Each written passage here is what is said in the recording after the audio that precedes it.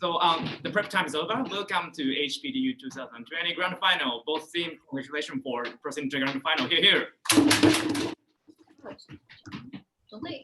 the government, we have Shibuya High School with Prime Minister Kanako, Member of Government Ayaka, and Government Whip Kana. And Prime Minister reply speech will be delivered by Member of Government Ayaka. Here. In opposition, we have Tsukukoma School with the leader of opposition, Kanata Imura, member of opposition, Kotaro Yoshida, opposition whip, Tomoya Mizutani, leader of opposition. Reply speech will be delivered by the member of opposition, Kotaro Yoshida. Here. We have 13 judges. I'll skip introducing all of them. The motion before the House today is this House would abolish private property. Now I'd like to welcome the Prime Minister. Please deliver the speech. Here.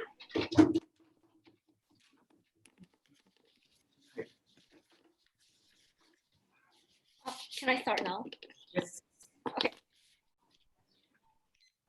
Opposition side says people are happy with the way private property works. We think we can protect that world too because people will vote for that. So in our model, government owns everything, including land, money, patents, etc. And people will borrow from the government, and people will decide how to use these things by elections. And in this context, we believe that it is a liberal and democratic country because dictatorship countries or oppressive regimes don't have the concept of private property in the first place. So we'll be talking about the liberal and democratic countries. So moving on to my point, my first point is stop exploitation of poor people. Stop exploitation of poor people. So because a few privileged people own large sum of property, others are exploited because they don't have a say to the way all things are being used. And we believe it's a structural harm caused by concept of private property. There are three analyses in my point. First of all, what is private property? So private property is run solely by rich or privileged people because the concept of ownership is that you can decide how to use that thing, right? For example, land, money, patent, infrastructure, etc. So if you want to pollute the river, you can as long as you own it, right? You can cut down trees and you can make poor people pay more money by increasing the land price gradually, right? And also you can discriminate like on other people. For example, don't letting immigrants live in their land, or you can even shoot people who entered your land in the US, right? So and opposition side might say like you can restrict these things in their side. However, we believe that if we restrict the way people use it, then it is no longer private ownership. So we believe that private property means this. So moving on to the second analysis, what is status quo problems? You might think that in the capitalist market, this doesn't happen because there'll be different platforms to live in a land or etc. Okay, However, point of information. No, thank you. In reality, a few real estates or rich people own lands that are located in important parts, right? Even if poor people can move when the price rises, they'll be forced to live far away from their workplace, although they don't have money for train tickets or fare for any transportation. Clarification. So we believe that these poor people will not be able to work anymore. Yes, I'll take your point. So according to your definition, does it mean that we can't support things like taxation? According to your definition, does it mean that our side can't support things like taxation that exist in the status quo? We believe that concept of tax is that we are taking away some money from people's private property, right? We're saying that from the first place, all the money or all the property will be the government's thing. So, okay, moving on to my point. So we believe that because like poor people will be exploited and oppressed from the structural things, they have no way out of borrowing more money, or they can stop borrow, and also we can like rich people can stop borrow for are discriminated, right? Because there's no control. These discriminated people have no control of infrastructure, so they won't have and minority people won't have like this kind of control of these things right now. So because rich people don't have incentive to provide for those who are discriminated or for a minority because they cannot get profit from this. Okay, so moving on to the third analysis. Point of information. No, thank you. AP, how will this actually work? Government owns all property, as I said, and everything is public. How would this function? First of all, voters decide what they should be used for. In a democratic society, all citizens should have say in what they want, right? For example, how land is developed. And so we believe that by vote system of election, people will be able to decide how the land should be used. For example, whether to destroy the nature if they want to, or they can be used in a way that people benefit, like protecting nature, destroying nature, making buildings, etc. Second of all, political parties vote, right? So even if one party tries to take over and control property, other parties will protect the people because they want to be voted in next election. So in our world, we are able to protect vulnerable people and decide what is best for everyone. So we believe that by taking this motion, by abolishing private property, the government will be able to decide for the people how to use these property, and therefore exploitation will no longer be there. And in order to protect the people who are underprivileged, we propose this motion. Thank you.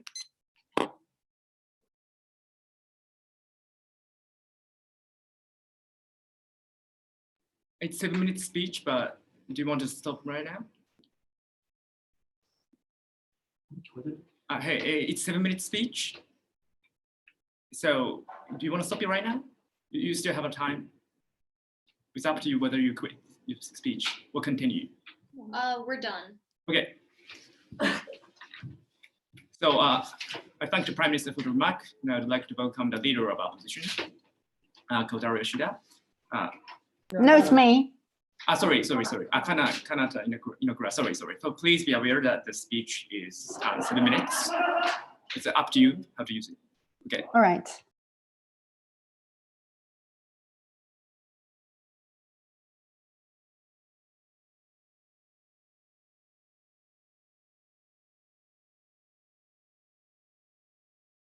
Ah, ちょっと待ってくださいね。ちょっと待って。すいません。少々。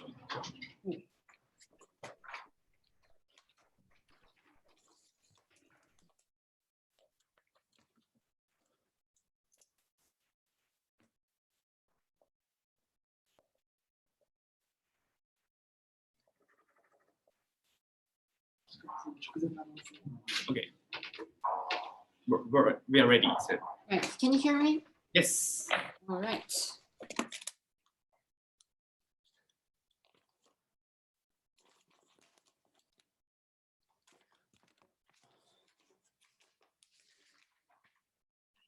The Thai government tried to paint a very unrealistic and against the motion world where every single use of government-owned property is going to be decided democratically.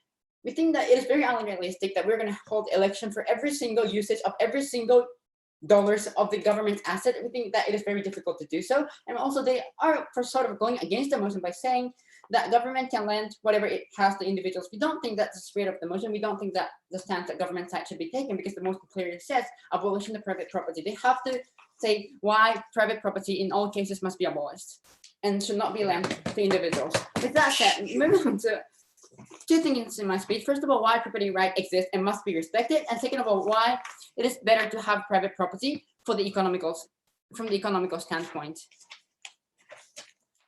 Right. So beginning with the first argument, why right to, oh, and by the way, all rebuttals are integrated. So why property right exists, right?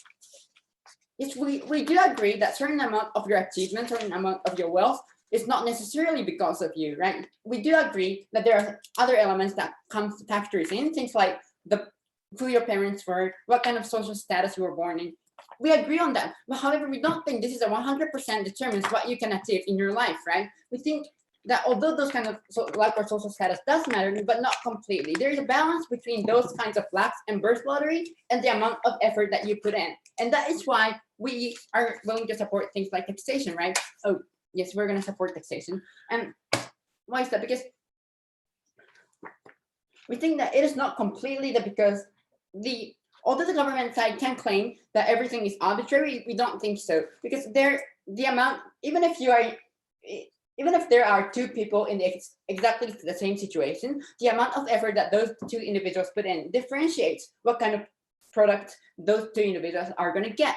And therefore, we have like the balance between how much you can get out of your revenue and how much you have to pay to the government as a compensation for whatever like social advantage that you got from the very beginning of your life, right? And in the Marxist world, you do not own your body, you do not own your talent, right? Because the government is going to take away whatever you produce because the government views you as its property. We think that this is a huge infringement of human dignity, right? Because otherwise the government cannot take away what you have proposed from your body, from your effort. With that said, moving on to the second argument, why Marxism destroys the economy in 3 ways and why capitalism works better. So first of all, we think that Marxism deprives people of the incentives to work, right? People work for various things, for fulfillment, for wage, but nobody works for free, right? But basically what they're saying is that no matter in the government's world, no matter how hard you work, everyone has to receive the same amount of food or resources, right? And they are distributed equally, i.e. hard work does not pay off. We think that this is in that situation, the best way for you to take advantage of this scenario is to be a free rider, is to put in no effort for you as you in your job, but rather gain what government has to offer to you, right? There's a huge dilemma within the society. We think that as a consequence, what is going to happen is, as you have already seen, places like China, places like Soviet Union, right? People lost their incentive for work. There's no morale. Consequently, the economy is going to decline by huge extent. Second point, why capitalism and market economy works better than Marxism in helping the poor, right? We have already told you that there will be a welfare on our side of the house. And because of the system of market economy, we think that there will be rich people and corporations, right? We think that because there are some people who are born into talented situation and some people have talent and some people put in effort, these people will be able to succeed in the market system. And consequently, what's going to happen to these individuals is that they're going to be able to earn a significant sum of money. And that might exceed the total amount of everyone can earn in the Marxist world that the government side has to support, right? And under that situation, we're going to redistribute this wealth that these certain individuals have got. The government's going to take away those money in the form of tax, and we're going to distribute it again to the people who are not necessarily in a very good situation from the beginning of their life, right? We think that because there are some people who are successful in the market, there will be more resources we have available to help the poor people, in the needy people, right? On their side of the house, because the government is most likely going to have very little revenue because everyone wants to be a free rider in the Marxist world, we think that they will be able to have very little production, whereas on our side of the house, because effort is rewarded, more people are going to put in effort. Consequently, the government is going to have more wealth, and therefore those monies can be spent in the form of welfare. And therefore, we think that on our side of the house, those needy people, the poor people, the sick people are going to be able to get a much better situation than on the government side of the house, right? And also in the other forms like employment, right? Because when there's a huge corporation, we believe that those corporations will be able to employ more people than a state can. And consequently, we believe that these kind of things are going to lead to more employment. And because these companies are rich because of the effort that whoever started the company has, we think that they will be able to pay more wages to the people, and consequently everyone in the society is going to be better off, right? Finally, speaking about why planned economy fails in all instances, because there's no property, everything is produced by the government-owned companies. And that means that the transportation and production of goods are all done by the state, and therefore the state has to plan how much to produce or how much to distribute to which place, right? Consequently, we believe that it is very difficult to achieve this, right? Unless there is a genius who can estimate how much people are going to consume how much amount of what for every single household, right? We think that this is a very unlikely situation, and consequently it fails, right? As we have seen in Soviet Union, right?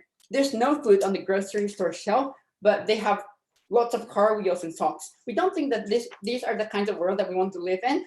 And comparatively speaking, market system is much more successful. Market system has been very successful compared to Marxism, right?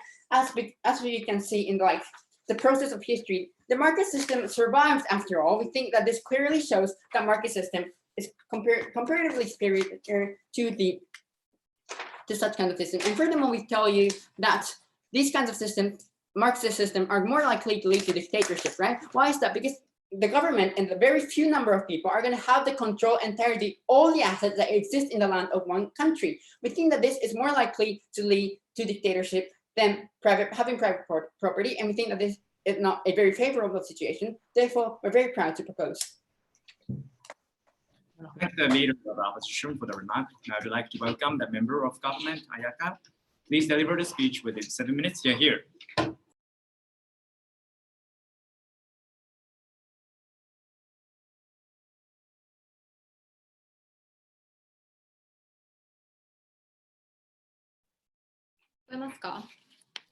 Right, thank you.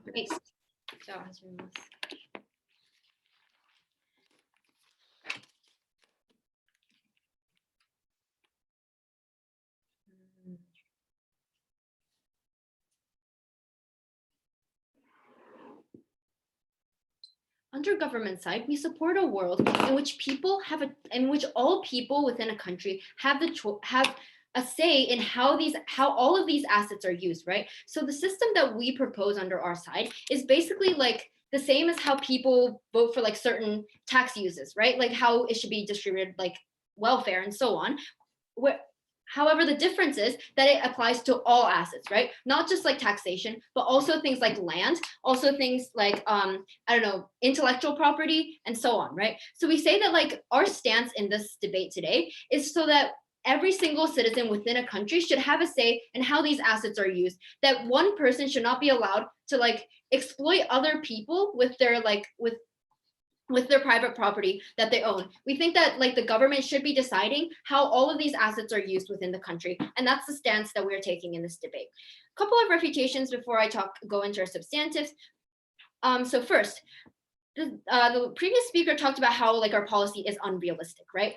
They said they basically strawmanned our argument, said that we're going to vote for like each and every single piece of land. That's not what we mean, right? To clarify, we mean that like it's the same system as like in the status quo. For example, you vote for things like policies. You vote for like whether welfare should like increase and so on, right? And you vote for like certain politicians that support certain policies. So we think that you can vote for things like point of information. No, thank you. How this sort of money is going to be distributed, how the sort of like how like land will be used and so on, right? We just think that like all people and all citizens should have a say in how all of these assets are used. So we don't think it's unrealistic in the first place. No, thank you.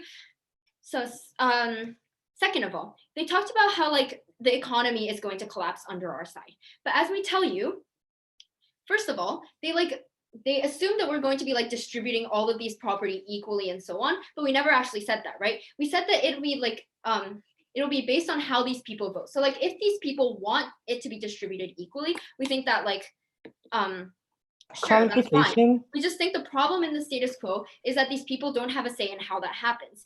Because rich people own like so much power over the vulnerable people within society, they even hold so much more power over the government that these things don't happen, right? Point. And I'm going to be explaining more about that in Clarification. No, thank you. Okay, going into our substantives. First, I'll be giving you the principle on why this is justified, and second of all, talking to you about how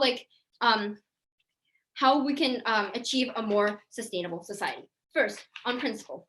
So why can we take this sort of like sustainability of society over these individuals' right to strive for profit? Why are we allowed to abolish all of this sort of private property, right? Because we think that every single person should have a say in how property is being used. Because these, like, for example, we told you from first speaker about how how poor people are being harmed by landlords, for example, right? By rich landlords who own this sort of private property. They use this in order to like gain power and exploit these poor individuals, right? And we think that when it is causing harm to like the most vulnerable individuals who didn't even consent to it, we think the government is the only actor that can reflect the ideals of the entire society and create like a world in which all of these people are able to have a say in how these assets are used. And we think that like abolishing is like the unique and only way to do this, because they could like the opposition may say that like we can restrict certain things, right? But number one, we say that it's not going to happen like within the government in the status quo, because like corporations and like rich individuals hold power over the government in the status quo. But second of all, we also think that like the structural concept of like private property is what's causing these things. like the fact that these people who own certain properties are able to control it completely is what is causing the problem. So we think that complete abolishment is the only way we can do it. And we think that like because it harms the most vulnerable individuals in society, we are allowed to do this, right? But second of all, let's talk about how this is going to rather create like a more sustainable society, right? We say that in the status quo, like corporations and rich individuals are able to hold like even more power than the government, right? That's why things like, for example, like the American government doesn't try to like limit, for example, things like CO2 emissions from corporations because they gain profit from these corporations, because lobbying happens from like corporations and rich individuals. Like, for example, the NRA in America, they don't abolish things like abolish guns because the NRA has so much power, holds so much power over like the government, right? How is this going to change under our side? We think because these corporations and like these rich individuals won't have these sort of like private property, private assets. We think that the government, like this power shift between, there will be a power shift between these like corporations and governments. So we say that, like, no, thank you. We say that like, we say that rather in like when we abolish this sort of private property, these governments will not have that like incentive to like protect like these corporations. And so we think that like they'll purely decide these things decide like how land should be used and so on based on like the sustainability of society, based on what the country or the citizens need. We think that in the status quo, there's like there's various factors that like that force the government into taking certain decisions, right? This is because certain individuals within society are able to own this sort of private property and are able to control the government based on that, right? But we say that after the abolishment of private property, the government will have like the power over these corporations. I have information. No, thank you. Time. And we say that like, and we say that this is better because it leads to a more sustainable society, right? We say that these governments will rather be able to like think for the entire society as they should be doing in the status quo, but it's not happening because this concept of private property exists, because individuals and corporations are able to control this freely, and they're able to do things like lobbying, which is leading to these governments like prioritizing things, prioritizing like these rich people over things that need like solving, for example, right? So we think that this is something that only comes uniquely out of abolishing private property, because no matter what happens, we say that like these corporations are able to do things like lobbying and so on. So these restrictions on like, for example, cutting down trees or like restrictions on like evictions of people is not going to happen anyway. So we say that like the incentive of the governments is going to change with this motion. We think that they'll be able to think more for like the people, more for the citizens. And we say that like there'll be like a better society overall where people are not being exploited as a result of this this disproportionate imbalance of the distribution of private property. We're very proud to propose. Thank member of government for the remark. I'd like to welcome the member of opposition, Kotaro Yoshida. Please deliver the speech within 7 minutes. You're here. えますか？大丈夫です。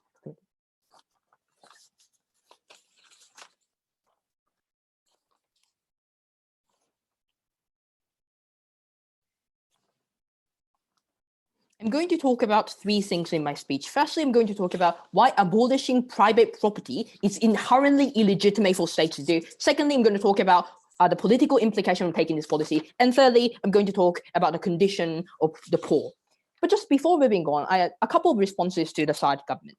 Like the entire case coming from the side government relies on this weird model that the democratic process is going to take place on how assets are being used. Right. Sure, it's possible when you're talking about a village with 10 people in it, but we're talking about modern society with millions of people in it. We think it's practically impossible and practically unfeasible for them to take such a weird model. But secondly, I'm going to later on show you why the market society or why the sort of socialist society always leads to dictatorship. But thirdly, assuming that their model magically takes place, there's a huge problem with this. Because according to them, the majority gets to dictate how property is going to be distributed. the government side claims that, oh, they can protect the most vulnerable individuals. No, they are the side to actively disenfranchise the most vulnerable individual in the society who are currently already oppressed to a certain extent, because the none of the property, according to the democratic process, is going to be in the hand of the vulnerable minority individual. We think that's extremely problematic. But fourthly, even if we concede all the analysis and all the harms that they're talking about, we think that because their model does not differ much from the status quo, the best case that the impact is extremely marginal. Okay, let's firstly talk about why this policy is inherently illegitimate. There are two things to talk about. Firstly, as Kanata told you, disregarding property rights ignores human dignity, right? We told you, like, states just merely view you as an instrument that produces economic benefits, but human beings are more than that.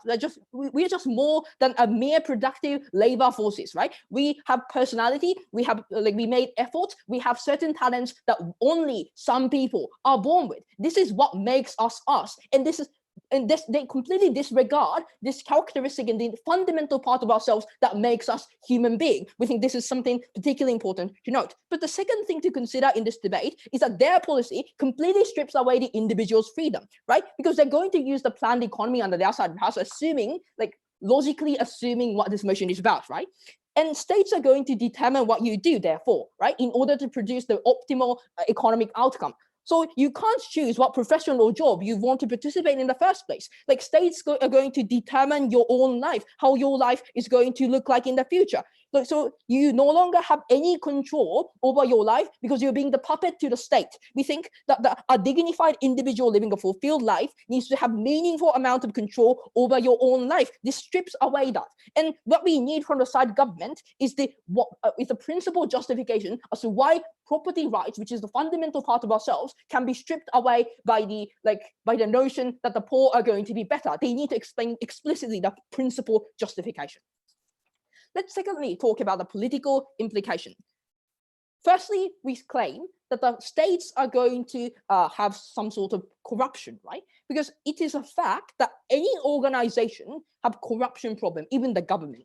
Because when there are enormous amount of money that can be used to enrich themselves in front of the political elites in their side of the house, those elites will abuse their power to enrich themselves. We saw this happen in Soviet Union. We saw this happen in People's Republic of China. It is an inherent nature that you as human being inherently possesses to care about yourself, right? Like, not all individuals are altruistic. Like, we, at the end of the day, prioritize our own benefits, right?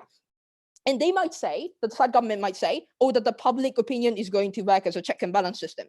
But it's going to be very weak. The check and balance system is going to be very weak because, like, states controls your property, states controls your destiny. Individuals do not have any meaningful amount of control. Individuals do not have any power to begin with. That's why the check and balance system does not properly function, and the political elites gets to dictate what they can have in their side of the house. So all the things that they talked about fairness and economic equality still applies to their side of the house as well, right?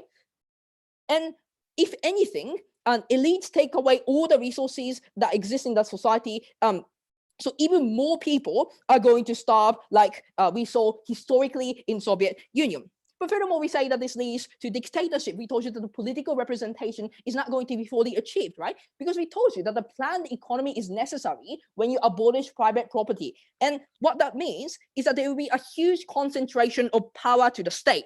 And the democratic system is not feasible, as we told you. We can't identify the preference of, like, each individual on the public, whether or not this property needs to be used this way and this property needs to be used this way. That if we do that, it takes forever to do that. It's impossible to do that. So democratic system is intrinsically impossible under the Marxist world to begin with. Okay.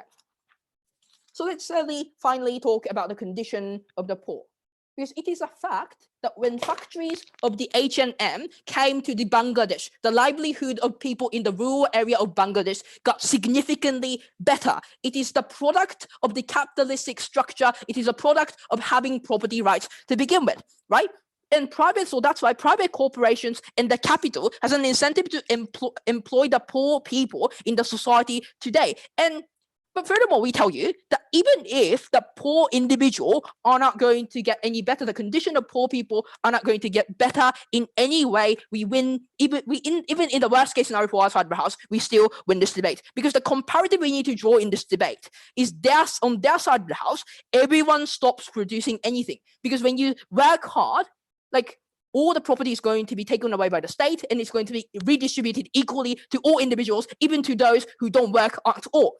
So everyone not producing anything as a consequence, and everyone being miserable, everyone being worse off, versus under our side of the house, we can get some people better off by the economic system, by the capitalist structure, right? And we might even if the poor individuals are miserable, we can at least reduce the number of people who are being miserable, like we see in many parts of the world today. For all these reasons, like we told you that their model, firstly, is not realistic at all. But we also told you that inherently this policy, like, sort of infringes the human dignity. And we also told you about the actual implication, how pragmatically we can get much better outcome on our side of the house. For all these reasons, we win this debate. I thank the member of opposition for the remark. I would like to welcome the government whip, Kanna Kanzaki.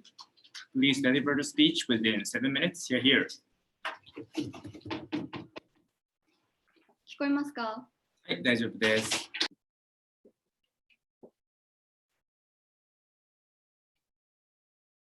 In order for anyone to profit off of private property, we think that you have to significantly harm like poor civilians for it. And we think that like it is important to take this motion because we need to create a structure where we can change this. We need to give people the opportunity to change this. We think this motion functions, we think our model functions much like how current society functions. We decide how we want to trade with different countries. Yes, of course, we don't get to hear everyone's opinions, but we generally decide how we want to move things, how we want to take action, and how we want to use certain properties. So for example, if people wanted to change the way property is being used, they could vote for a more eco-friendly way and say, hey, we don't want anyone polluting on land. And so companies would no longer be able to pollute land. We think this is the kind of situation we're creating. So, okay, 4 questions for today. Firstly, what do we want to protect in this debate? We as government want to protect the opportunity for people to change the situation. We think this is extremely important right now because the people who are being exploited are the most vulnerable people, right? We think we want to give these people the opportunity to change the situation. And we think that on top of this, we think that everyone should have the opportunity to change this. Like we think capitalists should have the opportunity to change this as well. Like we're happy to support the world that opposition wants to create if the citizens are happy with that idea. We think that like government, like generally all people should have the right to choose how this private property should be used instead of like the top 1%. Okay, second question. What do we need to change? 2 analysis. A, people being exploited. As we've already told you throughout our entire speeches, we think the especially vulnerable people are being exploited, right? Like rich people essentially get to choose how they exploit these people, and we don't have a say in how we change that. The reason being is the whole function of private property is that these people get to explicitly choose what happens on that land. Like, no thank you. And so this is bad because B, we think that no one can change the system.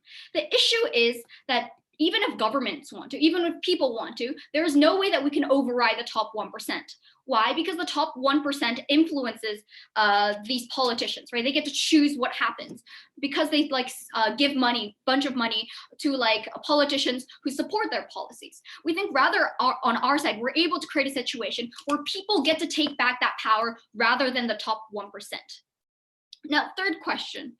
Why can we solve this? We can solve this because we effectively create a system where everyone has the opportunity to save themselves. Regardless of what your idea is, regardless of what you support, we think that we give everyone the equal opportunity to vote for what is best, what they think is best for themselves, as well as the country. Like as government, we've clearly characterized why we think that everyone should have the opportunity to choose what happens within their own country and to property that affects them. We think that in the cases of private property, like how we use it, how we use it affects everyone within that nation. Therefore, we believe that everyone should have the right to vote for it. It's the same as like how we do trade, how we do international relationships, like welfare within the country, how tax is used. Because everyone is affected by it, they should have the say in how it moves. 4th question. So why can we put this above economy? Firstly, two things, right? We think that economy doesn't really save anyone. Economy relies on the concept where we flourish only when we exploit the poor extremely. We think that people only make a lot of money when a lot of people suffer. For example, Nike makes a lot of money. Why? Because they create extremely cheap products by abusing young children, forcing them to do child labor and selling their products for extremely high costs. We think this is how like economy works, right? We have to, no one makes $1 billion. You take $1 billion from poor people. No, thank you. Poor people in order to become rich. We think this is the concept of economy, right? Opposition side has like completely neglected the fact about why we can like abuse these vulnerable people for like economic benefit. This moves on to my second point. Like even if we give welfare and like we give these poor people tax money that we take from the rich. No, I'll take you later. We think it is not proportionate to the suffering that they go through, because essentially you're abusing these workers for hours and hours on end. What do you give them? A small amount of money so they can live in like a trailer house. We think that like giving tax money isn't enough for these citizens to suffer, and we think that essentially like we cannot sacrifice these people within this economy. Yes, I'll take your POI. So you say that under the current situation, under democratic capitalistic society, people suffer, and on your side of the house, you're going to decide how things are allocated by democracy. How is it going to change the situation for minority?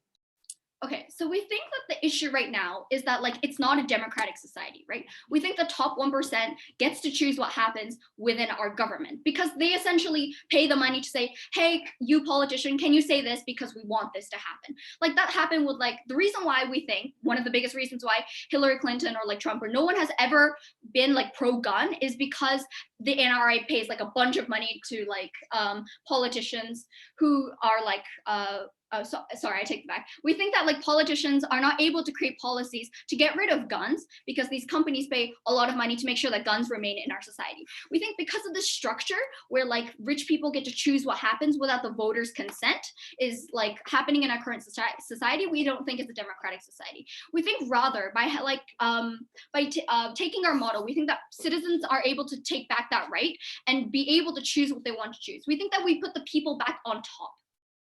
Okay. So even if we can, we think that as like government side, we can save people from being forced into a situation of corruption. How are we able to do this? Three things. Firstly, through voting, right? Like direct change. We think that this is like the concept of democracy. Like we vote for things when we want things to happen. We vote against things when we don't want things to happen. We think the same idea should be used for private property. Okay, secondly, rallying. I think that like the opposition side talked about how people won't be able to vote for things because no one will listen to them. They won't work hard because no one will want them to change. Like we think that like, of course, under like a Marxist society, like economy may not flourish, but we think that like if these people want to make money based off how much like effort they put in, they would try to rally to get everyone to agree with them and say, hey, actually we should create like a capitalistic market. So we think that like people will like influence voters instead of politicians in order to change our society. We think it's the same concept as now, right? Poor people stand up and say, hey, we want more welfare. We think welfare is more important. So would you support us in the next race? We think the same concept can be used in order to change society. Thirdly, political parties. Even if like everything fails and administrations are like on top and are extremely corrupt, we think that opposing parties will protect citizens because they want to get voted in the next election. So we think as government side today, we think it's important to give back the right of the people, give back the right to their people. For these reasons, proud to propose. I thank Government Whip for the remark. I'd like to welcome the Opposition Whip, Tomoya. Please deliver the speech within 7 minutes. You're here.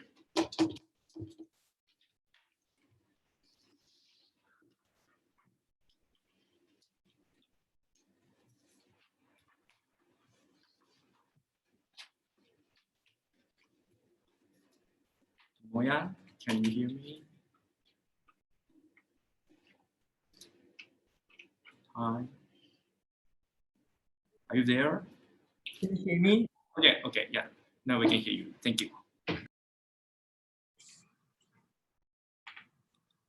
judges don't get deceived by the remarkable status quo that they have defected on their side of the house. They are assuming that by only implicating this motion, magically the catastrophic situation for poor is going to be ameliorated. Even if you ban private property, if the amount of things produced is going to decline, the global poor would also be shackled by the capital. We need to have an accountable response from the side government. So one clarification within this debate. What the government side talked about mainly was that under the status quo, only the 1% of the richest or the politicians hold power. Under those situations, the motion that we need to talk about is not about whether we should abolish private property. It's rather this house would ban lobbying, or this house would give more votes to poor. We don't think that the problem that he proposed is problem solution mismatch to begin with. So putting that aside, two clashes to analyze this debate. Number one, whether this is just how individuals are going to be worse off. Second of all, talking about whether this is justifiable or not. So first of all, one clarification here. So we think that after taking this motion, as we have told you from the leader of opposition, the most likely cases that is going to happen is not the case that the side government has talked about, but rather planned economy, right? These kind of things actually happen in every single country that has proposed, that has abolished private property, right? When we think about this kind of things historically, we think that planned economy is likely to happen to begin with, but still, let's take the case coming from the side opposition, which is to say, system of election and deciding how to distribute it is going to solve. Number one, within that it was unsure from the prime minister how this kind of election is going to solve all of the problem, right? It was unsure how those money or how those property or how food are going to be redistributed towards individuals. Within it was completely unsure how the most miserable people's life are going to be saved or not, right? But second of all, even if we take the best case coming from side government, which is somehow it is magically going to redistribute, within that still, deciding that on a utilitarian metrics by voting is something unjust to begin with, as the Deputy Prime Minister has told you, right? Within that majority can easily oppress minority to begin with. That actually happened in South Africa. Within that is likely to happen in America, where the vast majority of the whites have hatred towards Hispanic or Black or those people. They can easily strip away the money, they can easily strip away the lands and food that they have to begin with. Within that, they're not even protecting the most vulnerable that they want to protect to begin with, right? And second, they talked about how political check and balance would happen, as the Deputy Prime Minister has told you, Deputy Leader of Opposition has told you, we think the political check and balance system is unlikely to happen because the country holds all of the money and all of the products that is being produced, right? Products are the only means that riches or individuals can go and revenge against the government, and when those kind of products are being stripped away from those individuals, we see that there's nothing that they can protect their lives. There's nothing that they can revenge against government to be with when they don't have any guns also, right? We think that it was a vague analysis coming from the side government. We don't think that impact was that big. We think that the impact was marginal coming from the side government. What we have proposed from the side opposition was the fact that incentive would likely to decline. I urge you to use your imagination and think about you working 12 hours in a crop farm and getting the same amount of crop as same as person who worked for 0 hours, right? We think that under those situations, the majority of the people would definitely be less disincentivized to work because they are actually going to get the same amount of crops as someone who didn't work, right? And second of all, and we think that we told you the government are incapable of knowing what is needed or not, right? Look at Soviet Union. They produced many stocks and tires instead of potatoes that was lacking under the current situation. There was famine in the Soviet Union, but still government kept on producing tires and stocks because they thought that was lacking, right? If the government rule is that you can eat tire, go for it, but we don't think that is likable, that is realistic.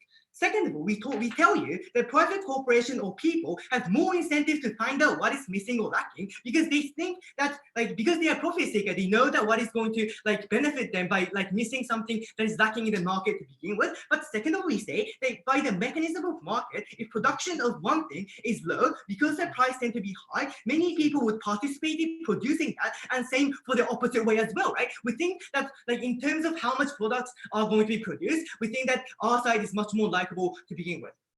At the end of the day, we think that less things are going to be produced in terms of likelihood, in terms of historically, and also in the analysis that was both proven from the side government and opposition. So second, we told you that private corporations have incentive to unlock and educate unskilled people, right? Like India, ITC corporation had incentive to unlock these people because it is going to be a big market for those ICT corporations to hire those individuals, right? And that's also what the deputy leader opposition has told you. So second of all, is this just? They said that they are going to pursue fairness of the individuals. We think that you don't have choice as a member of marginal group, right? You can at least achieve success on our side of the house because you can at least study and achieve social success, and that is actually happening in America. While your side of the house, marginal people can't gain anything, right? We think that this is something problematic, and we have told you that education for poor or marginal people are likely to happen on our side of the house. Uneducated people are going to be educated by the private corporations' incentive. Well, we have proven that it is unjust for the government to strip away your skill, strip away your talent, and look at you as a mere product, as a mere instrument to produce things, right? That is actually stripping away your dignity, even compared with the fairness that they are assuming that they can achieve. So let's take the best case coming from the side government. So let's assume that they can redistribute things fairly and people are going to get things. We have told you that because the overall production is likely to decrease, we think that comparatively on our side of the house, at least many things can be produced, and by the advanced welfare, which is happening in Europe under the current situation, which is happening in liberal democratic country, we think at least even the miserable people are going to be saved, right? Well, under the status quo, there's a spectrum of people of affluence. There's a spectrum of affluency under the status quo. What would happen on their side of the house is that all people are going to be miserable. We are happy to oppose this motion. Thank Opposition Whip for the remark. I would like to welcome the leader of Opposition Reply Speech, Kotaro Yoshida. Please deliver the speech within 4 minutes. You're here.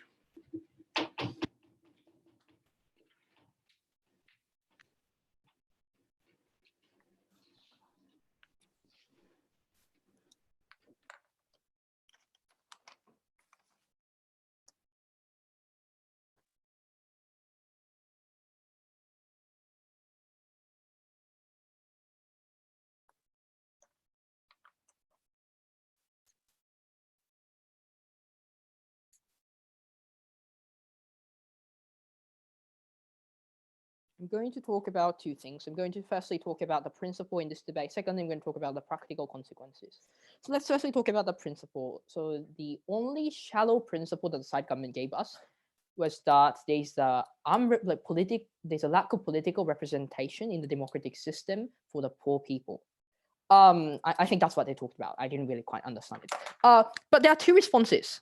Firstly, we admit that the status quo may not be perfect, but we need to be comparative in this debate. Notice that the side government never be comparative in this debate, right? They just talked about how the status quo is bad without telling us how they're going to solve the problem. And we told you that the most likely form of counterfactual is that there will be corruption and concentration of power, of political power, only and exclusively to certain political elites, which is less than 1% of the population. And that presumably means that the 99% or more than that of the population are likely to lose any form of political representation that they at least have in the status quo, right? At least in the democratic society, in the status quo, we have one person, one vote principle, and to a certain extent, all those political lobbying and things like that exist. We think, particularly in Western liberal democracy, we're able to have adequate amount of political representation for poor individual. But secondly, note that their argument is absolutely irrelevant from this debate. I don't see any relevancy of of that harm that they're talking about, of that principle that they're talking about. Now that we invalidated the principle, what did we tell you in terms of principle? We told you firstly that this leads to the instrumentalization of individuals, which means to strip away the individual's dignity, the individual's inherent characteristic that makes you who you are. That is talent, that is like personality, and how much effort you're going to put into. And there was absolutely no response. But secondly, we also told you that it strips away individuals' freedom, given that the planned economy requires a concentration on political power to only the government, and the government determines what you do, and you're just going to be the puppet to the state. And we think that's extremely problematic, that the freedom that you inherently have as a dignified individual is going to be stripped away. And there was absolutely no response either. So in terms of principle, they failed to justify the abolishment of the private property, which we think is particularly important in this debate. But secondly, let's talk about practical consequences. What we heard from the side of government is that, that basically the poor are being better off by taking this policy. Firstly, the argument is premised on the weird model about the democratic process. But secondly, we told you, even assuming that their weird model somehow stands and somewhat feasible, which we say is not, like realistically speaking, the majority is going to be able to dictate what minority gets. This is particularly significant where we see the ethnic divide or religious divide we see in many parts of the world. We think that when you do this thing in India, it is very likely that the Muslim population are going to lose all the property that they have, given that the antipathy that those majority people in India have towards the Muslim community in India, right? We think that why they claim to protect the most vulnerable individual, like they fail to do so by setting up their model. What did we tell you instead? We told you firstly that there will be no incentive for you to work harder, because even if you work like 8 hours a day, 5 days a week, and like constantly work, but you at the end of the day get the same amount of income as that person who doesn't work any day have, right? We think that's extremely that like sort of take away your motivation to work, and we think that the production is not going to happen in any way under the side of the house. So we think that everyone at the end of the day is going to be worse off because there's no property to redistribute. But secondly, we told you about the failure of the planned economy. We told you the example of Soviet Union. There's no response, and so at the end of the day, comparative in this debate is that some people being better off versus everyone being miserable. For all these reasons, we win this debate. I think later about this remark for the speech. And finally, I would like to welcome the Prime Minister reply. Please deliver the speech within 4 minutes. You're here.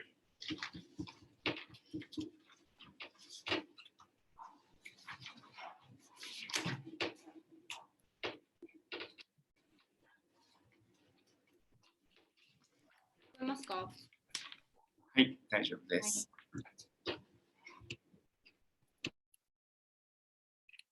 On the government side, we want to give power back to the people, right? We want to give the people the choice to decide how land is being used, how the sort of money is being distributed, right? So we think that by taking this motion, we're able to give an opportunity to these people to change this current situation, right? So opposition basically came up here and told us about how like a Marxist society doesn't work, but we don't necessarily stand for a Marxist society, right? We're just giving like the people the opportunity to choose whether like how the sort of like property is going to be used. And so for example, even if these people continue to be exploited even in the after plan, we think that that's better than the comparative, right? Because they at least had that choice, had that choice, or had that opportunity to like choose whether or not to like change the situation and so on, right? Okay, so 2 flashpoints in this debate. First, should property be controlled by voting or by money? But second, and which is justified? Why is it justified? First, voting or money. So basically, opposition told us that like we think that like in the world that opposition stands for, although like they never really actually gave us any like benefits as to like how people are actually going to be like less exploited under their side, how they save more people under their side, and like how their world is like better than ours. We say that like in their world, basically everything is going to continue the same as like the status quo, right? In like as in people who have the most money are able to control the property, are able to control how people access property. For example, like how we've told you from the first speaker, right? How like rich landowners are able to exploit the poor, are able to shut out certain people from like using land. and so on, right? And so in opposition's world, although they fail to give us like any benefits as to like why this is better, we think that like we think that these rich individuals or corporations are going to hold the most power within society, and so we think that like this is bad, right? Because corporations have no incentive to protect people. Whereas we think that like under our side, we think that the comparative is rather better, right? Because compared to like corporations or these individuals who only have like the incentive to like preserve themselves or for profit, we think that the government is comparatively better because they have the obligation or the incentive to protect citizens. They have the incentive to like listen or to like actually reflect what people want from a system of voting. So we think that like system-wise, we say that like the people are able to hold power under our side, right? But so what has the opposition told us, right? First of all, they told us about how like economy is going to collapse and how economy is going to collapse, right? But first of all, we told you that they never actually told us why we can prioritize the sort of economy over like these poor being exploited. But second of all, we never actually got any mechanism as to like how the economy is going to collapse, right? Because we told you that like we're not necessarily going to like distribute everything equally, right? This is like something that the people are going to choose. Right? So like rich people and poor people may exist. It's just that people have the right to choose whether or not that happens. They have the right to choose how that system works. And so like and so we think that comparatively our side is better because people have the choice, and we think that that is the main difference between opposition and government. Whereas we've told you about how like in the status quo exploitation is occurring, and we told you the specific like practical mechanism as to how this is going to be bettered under our side, right? And even if this like system doesn't work out, we still say it's like comparatively better because at least people had the opportunity to change the system, right? Opposition is basically standing for a world in which people have no choice but to like follow what the rich people and corporations say. But second of all, why is it justified, right? They told us about like how property is a fundamental human right, but we still say that like even if like we take our worst case about how like voting doesn't work, we still think that like the choice will still exist, and that's much more important because we have the obligation to protect these citizens and like the consent of these citizens. And so we think that we protect more people and the most vulnerable individuals under our side. Very proud to propose. Thank you, Benny. It's a reply speech from the remark. Now speech is over. Thank you for your cooperation. I thank everybody. So grand final is over. You can go back. We will go back. Wait for the results. Thank you. ありがとうございました。ありがとうございました。ありがとうございます。ありがとうございました。